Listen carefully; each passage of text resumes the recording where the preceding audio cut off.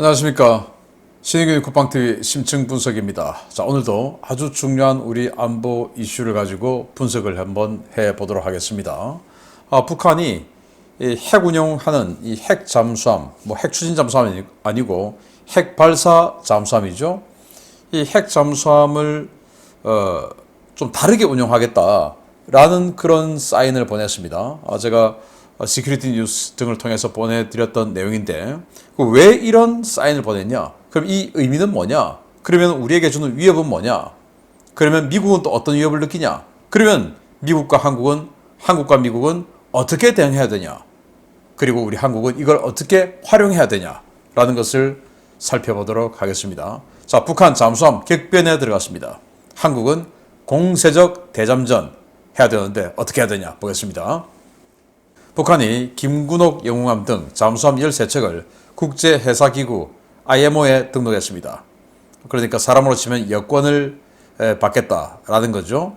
이 김군옥 영웅함 이런 것들은 바로 미사일 발사하려고 만든 거죠. 그것도 핵미사일 SLBM 운영하는 거니까. 그러니까 이런 핵미사일 발사하는 잠수함 그리고 나머지 11척은 상업급 잠수함인데 이건 이제 공격 잠수함이죠. 공격용, 연안 방어용. 이런 것들을 왜 사람으로 치면 여권을 받겠다는 거냐? 해외로 나가겠다는 거 아닙니까? 여권은. 그래서 그럼 그 함의는 뭐냐라는 건데 그동안 북한은 자기네들 잠수함에 대해서 모든 정보를 차단했어요. 그런데 이 IMO 등록하려면은 언제 진수했냐? 크기는 얼마냐? 이런 것들을 적어놔야 되는데 왜 이렇게 일부 정보를 공개하면서까지 등록했을까? 이걸 최고의 군사 전문가 중 하나죠. 브루스 베넷 그리고 브루스 벡톨 이 두 교수가 보이스 오브 아메리카와 인터뷰한 내용인데요. 이번에 공개된 잠수함 중에 상당수는 연식이 높아 해외로의 운항이 사실상 불가능하지만 중국, 러시아 연안에서라면 충분히 가능하다. 북한은 이들 잠수함을 이용해 중국, 러시아와 연합훈련에 나설 목적으로 잠수함을 IMO에 등록한 것으로 보인다 라는 겁니다. 그러니까 중국, 러시아와 해외 전개하는 연합훈련을 하기 위해서 사람으로 치면 여권이라고 할 수 있는 IMO 등록번호를 받으려고 등록을 했다라는 건데 그걸 이제 논란이 되니까 IMO가 뭐야 이거? 아니 북한은 UN 제재받고 있는 나라인데 어디 지금 해외로 가겠다고 해서 IMO 등록번호를 삭제시켜 버렸어요. 그러면 우리 같으면 여권 없으면 해외 못 나가죠. 그런데 북한은 막 나가는 이런 나라니까 그럼 밀항하면 되는 거 아닙니까? 그냥 이 AI에서 신호 안 켜고 나가면 되니까 알았어. 이제 이런 상황인데 여는 뭐냐? 중국과 러시아와 해외 연합훈련을 하려고 했다. 자, 이겁니다. 해외 연합훈련. 해외 연합훈련을 한다는 것은 연합작전을 하겠다라는 거 아니겠습니까? 그러니까 이제 미국이 굉장히 우려하던 북한, 중국, 러시아의 핵 연합작전에 들어간다라는 거죠.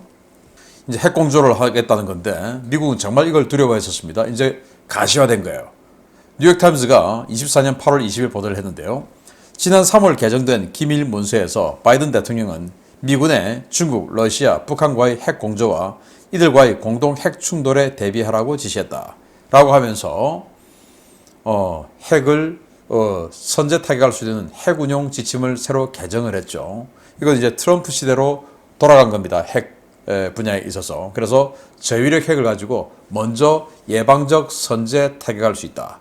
라는 건데요. 그동안은 북한은 비핵 국가니까 북한은 안 때려 였는데 북한도 이제 때린다 이겁니다. 왜? 핵 가진 거 맞으니까. 이제 이렇게 미국이 가장 두려워하는 북중러 이 불량 국가들 또 미국의 적들이 다 이제 핵을 가지고 미국에 대항한다라는 거고 또 미국의 동맹국을 말살시키려 하고 있다. 그런데 미국은 그 동맹국을 지켜주지 않으면 전 세계 많은 나라와 동맹을 맺으면서 미국의 위상을 또 이익을 확장해 오고 지켜왔는데 동맹국을 지켜주지 않으면 그 신뢰가 깨지죠. 그러면 다른 동맹이 흔들리게 됩니다. 이런 상황이 됐는데 그 동맹이 바로 우리와 일본이죠. 자, 북한 잠수함이 한반도 밖으로 벗어나려는 이유는 뭐냐? 바로 미국 본토에 대한 타격 능력 강화죠. 일단 동해에서 쏘려면 워싱턴 DC까지 11,000km를 보내야 돼요. 굉장히 힘든 일이죠. 그런데 러시아와 연합훈련 이렇게 쭉 하면서 러시아 연안을 따라서 연해주 지나서 살린과 연해주 사이를 지나서 오츠크해로 들어갑니다. 오츠크에서 쏘면 워싱턴 DC까지 2,000km 정도 단축이 돼요. 한 9,000km 되면 워싱턴 DC를 쏠 수가 있어요. 그리고 여기에서 알래스카까지는 중거리 미사일 가지고도 얼마든지 알래스카, 엘멘도로프, F-22 운영하는 엘멘도로프 기지 뭐 이런 것들 타격할 수 있죠. 완전히 러시아나 중국이 미국을 공격하려 할 때, 핵 공격하려 할 때 하나의 자산이 추가되는 겁니다. 굉장히 의미 있는 일이죠. 자, 이런 이 연합 자산으로 북중러가 핵 자산으로 미국을 타격하겠다. 자, 이건 겁니다. 미국은 이 IMO에 등록을 해서 해외 원정 작전을 하겠다라는 사인 자체가 야, 이거 북한이 원해로 나와서 미국과 더 가까운 곳에서 우리를 쏘려고 하구나 라는 사인인 겁니다. 자, 그러면 미국 입장에서는 중국, 러시아에 대한 대응도 벅찬데 북한의 전략 잠수함까지 막아야 되는 미국입니다. 러시아 같은 경우에 SSBN, 그러니까 전략 핵 잠수함, 핵무기를 탑재한 전략 핵 잠수함이 12척이 있습니다. 이 12척은 뭐 델타급, 보레이급 등이 12척이 있는데 SSGN, 그러니까 이 순항미사일 등을 장착한 이런 공격용 핵잠수함도 11척이 있어요. 중국은 현재 SSBN, 그러니까 전략 핵잠수함 6척, 앞으로 12척으로 갈 겁니다. SSGN, 이거 상급 개량한 거 2척. 자, 이렇게 핵잠수함들을 이렇게나 많이 막아내야 되는데 그런데 미국의 미 해군의 현실은 어떠냐? 24년 4월 9일 날 USNI 뉴스, 미 해군 뉴스예요. 여기에서 이렇게 보도했습니다. 미 해군은 핵 추진 공격 잠수함 49척을 보유하고 있는데 이는 해군이 요구하는 최소 수량인 66척에 크게 못 미치는 수준이다. 오커스 협정에 따라 호주가 자체 잠수함을 건조할 수 있게 되기 전까지 버지니아급 잠수함 3척을 제공해야 하는데 이를 위해 각 조선소에서 연간 2척의 잠수함을 인도한다는 목표는 달성되지 못했다. 두 조선소는 연간 1.3척의 잠수함 인도가 가능한 수준의 역량만 가지고 있다. 그래서 이렇게 많은 러시아와 중국의 핵잠수함들을 막아내기 위해서 그 핵잠수함들을 감시하고 따라다니는 헌터 킬러 작전을 해야 되는데 그러기 위해서 미 해군은 66척의 공격 원잠 SSN이 필요하다라고 하면 근데 지금은 49척만 갖고 있다 이겁니다. 그럼 더 만들어야 되죠. 그런데 능력이 없어요. 그리고 이 요구를 만들려고 하면은 또 LA급 퇴역하는 게 있으니까 이걸 맞추려고 하면 연간 2개 있는 조선소에서 연간 2척씩 해서 4척을 계속 찍어내어야 66척이 된다라는 겁니다. 더군다나 오커스 협정에 따라서 오커스가 이제 오스트레일리아 그리고 UK 그리고 아메리카 이렇게 해서 오커스 아니겠습니까? 미국과 영국이 힘을 합해서 호주를 핵잠수함을 가질 수 있게끔 도와준다라는 레짐이 오커스인데 이 호주에 핵잠수함을 또 3척을 또 제공해줘야 돼요. 그러려고 하니까 미국은 연간 4척의 공격원잠, 전략원잠 빼고 SSBN 빼고 공격원잠만 4척을 찍어내야 되는데 미국 조선소의 능력은 연간 1.3척밖에 안 된다. 그러면 필요한 능력의 3분의 1밖에 안 된다 이겁니다. 미국 큰일 난 거죠. 그런데 그 오커스는 제대로 되냐? 그리고 러시아 핵잠수함 전력을 헌터킬러 해줘야 되는 상당한 분담을 해줘야 되는 영국은 또 어떤 꼴이냐. 영국이 가지고 있는 공격원잠, 헌터킬러 해야 되는 공격원잠이 6척이 있는데 지금 현재 이 6척이 전부 수리 중이에요.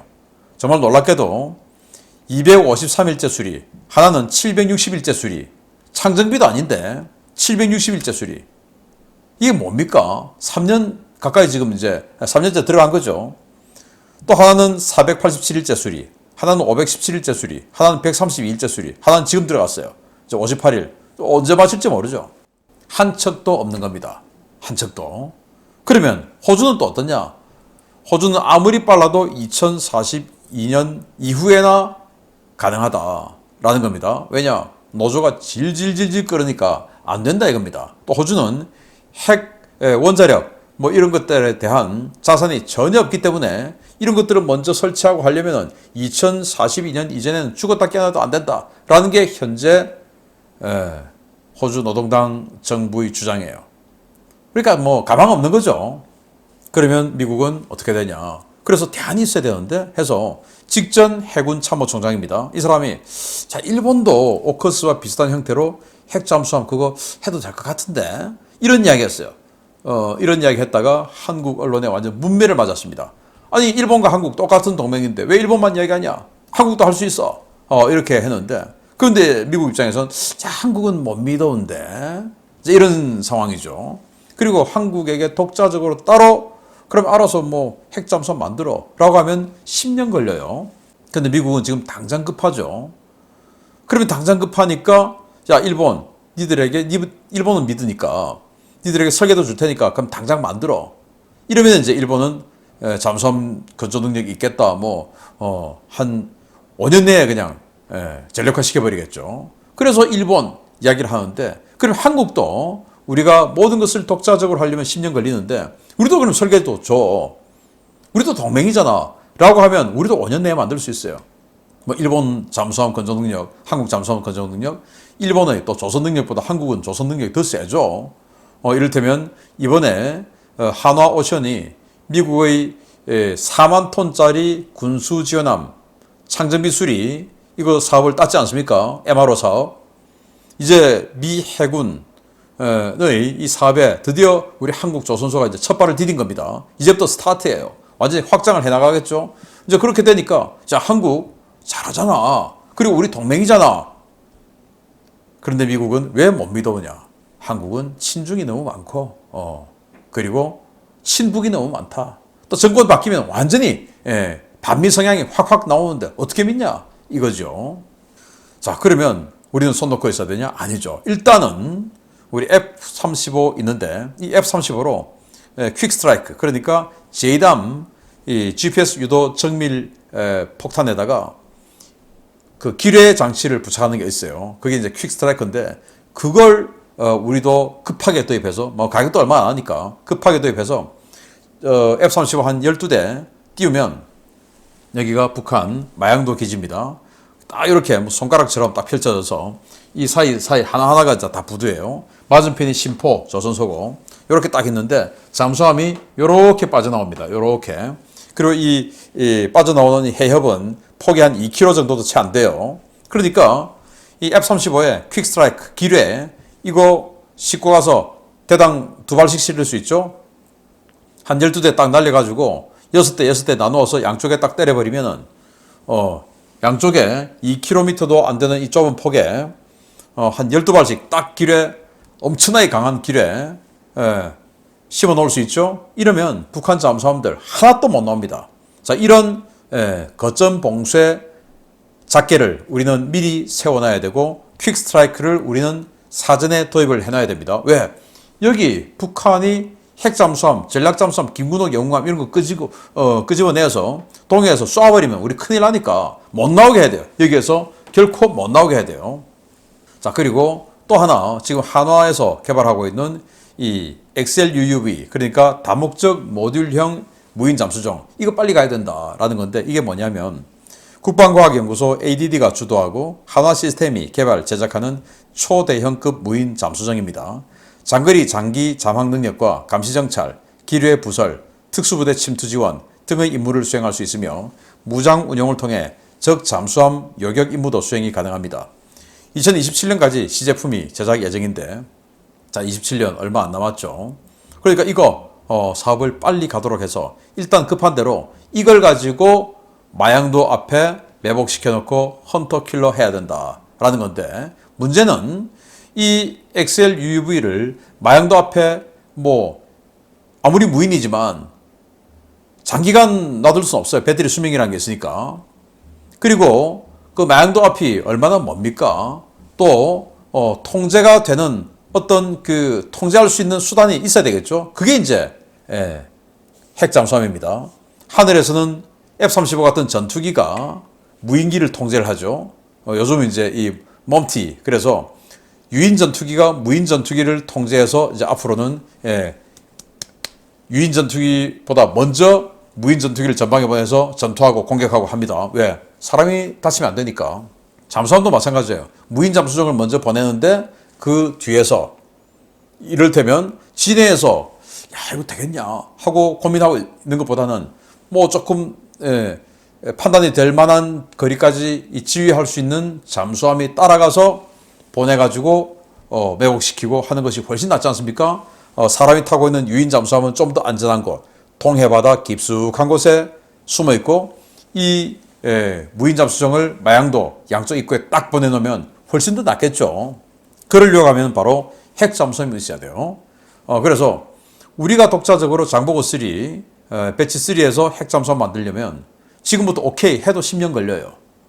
그런데 미국 버지니아급 우리가 대신 만들어 줄게. 미군이 쓰는 것을 만들려고 하면 존스법이다 뭐다 힘들지만 그거 미군이 안 쓰고 한국이 쓰면 되잖아. 그 설계도 줘. 하면은 우리는 3년이면 뚝딱 만들겠죠.